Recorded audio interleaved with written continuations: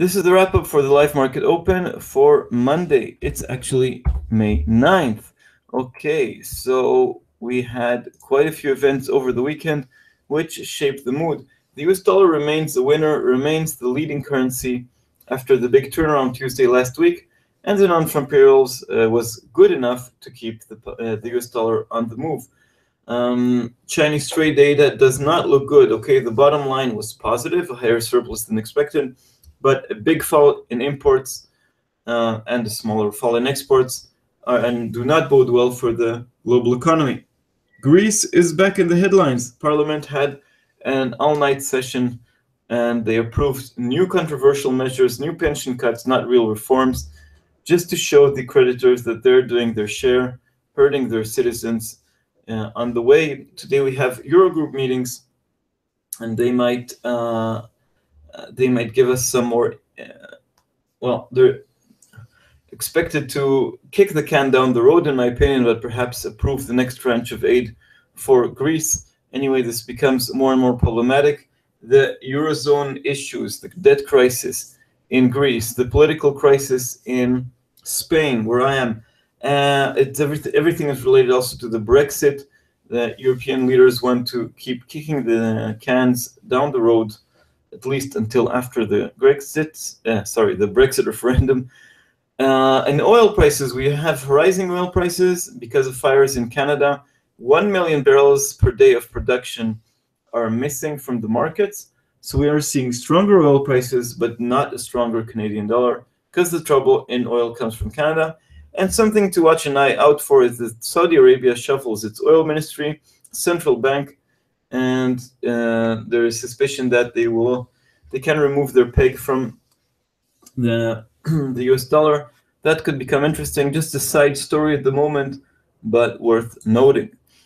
Moving to the non-farm payrolls on Friday, just to recap, 160,000 jobs gained, below expectations, but markets eventually decided to focus on the good rise in wages, 2.5% year over year. Canadian jobs report was a small miss, and we already talked about the the Chinese trade data.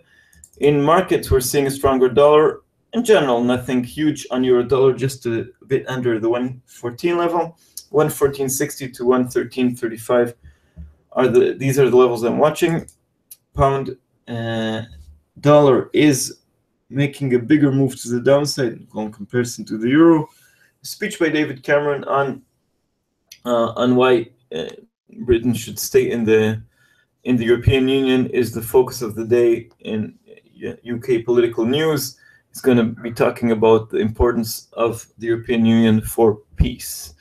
Dollar yen showing very nice technical behavior reaching resistance 107.65. On the downside, we have 106.10. On the top side, 109. Dollar CAD making a move perhaps above 109.30, which used to be a good level. Now it's a bit more messy. Anyway, 130 is the very strong resistance line on top. 128.30 is on the bottom. Aussie dollar, 73.47 at the moment, feeling the pressure from the Chinese data and from what the RBA did last week.